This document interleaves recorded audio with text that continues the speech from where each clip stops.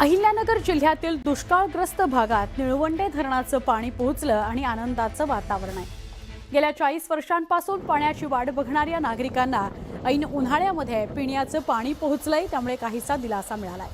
लवकरच हजारो हेक्टर क्षेत्राला शेतीसाठीही पाणी मिळणार आहे असं चित्र आहे।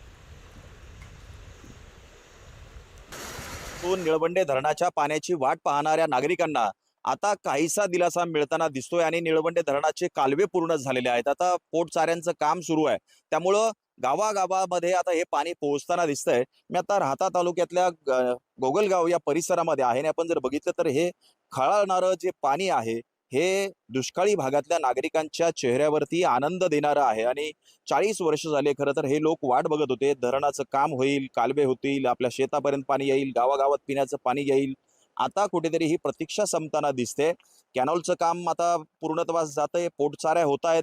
आता उन्हाळ्यामध्ये देखील इथे हे जे तलाव जे दिसत आहेत, तळे जे दिसत आहेत हे भरताना दिसत आहेत आणि सगळ्या शेकडो गावांमधलं पिण्याच्या पाण्याचा जो प्रश्न आहे तो तुर्तास मिटलेला आहे। लवकरच आता शेतांमध्ये देखील पोटचाऱ्या होणार आहेत आणि त्यातनं शेतीला देखील पाणी मिळणार आहे। त्यामुळं जवळपास डाव्या आणि उजव्या अशा दोन्ही कॅनॉलवरती 45 ते 50 हजार हेक्टर क्षेत्र जे आहे ते ओलिताखाली येणार आहे। आपण जर बघितलं तर दुष्काळी भाग असलेला हा जो परिसर आहे, जिथे पिण्याची देखील भ्रांत होती, त्या परिसरामध्ये आता पिण्याचं पाणी येत आहे आणि लवकरच शेतीसाठी पाणी मिळणार असल्यानं शेतकऱ्यांमध्ये आनंदाचं वातावरण बघायला मिळतंय। हरीश दिमोटे, न्यूज 18 मराठी, अहिल्यानगर।